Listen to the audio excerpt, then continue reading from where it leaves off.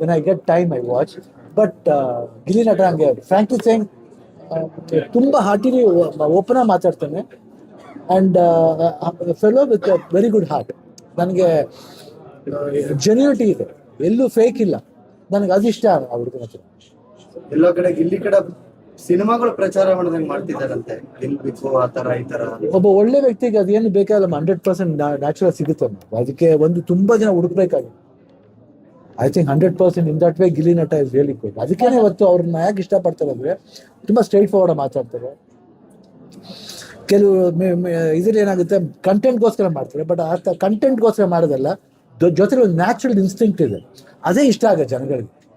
Content ಅಂದ್ರೆ ಗೊತ್ತಾಗ್ಬಿಡುತ್ತೆ, but ಈ doesn't go for content, he does it with heart.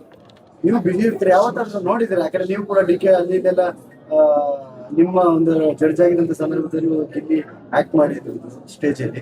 So big boss ಎಲ್ಲ ಆಟ ಆಡ್ತಿರೋದು ಏನಾದ್ರು ನೋಡಿದ್ರೆ? ನಾನು ಅಷ್ಟು ನೋಟಿಸ್ ಮಾಡಲ್ಲ, ಬಟ್ ಐ ಕ್ಯಾನ್ ಇಮ್ಯಾಜಿನ್. ನಾನು ಇವಾಗ ಇಮ್ಯಾಜಿನ್ ಮಾಡುವ ಹೆಂಗೆ ಆಡ್ಬೋದು ನಾನು imagine.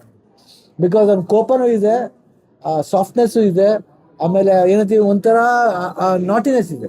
I think in all that ಈ is very good.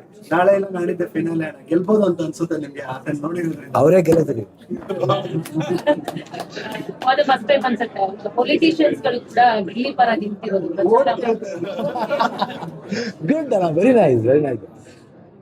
Shivanna sir, ಅವ್ರದೇ ಸ್ವಾಗ್ ಮತ್ತೆ ಸ್ಟೈಲ್ ನಲ್ಲಿ ನೀವು ವಿಶ್ ಮಾಡ್ತಿದ್ರಿ, ತುಂಬಾ ವೇದಿಕೆಗಳಲ್ಲಿ ಗೆಲ್ಲಿದೆ. ಸೊ ಅದನ್ನ ಮತ್ತೊಮ್ಮೆ ಐ ಥಿಂಕ್ ಆಗಲೇ ಮಿಸ್ ಮಾಡಿದ್ರೆ ಮಿಸ್ ಮಾಡಿದ್ರೆ ಗಿಲ್ಲಿ ಆಲ್ ದ ಬೆಸ್ಟ್, 100%.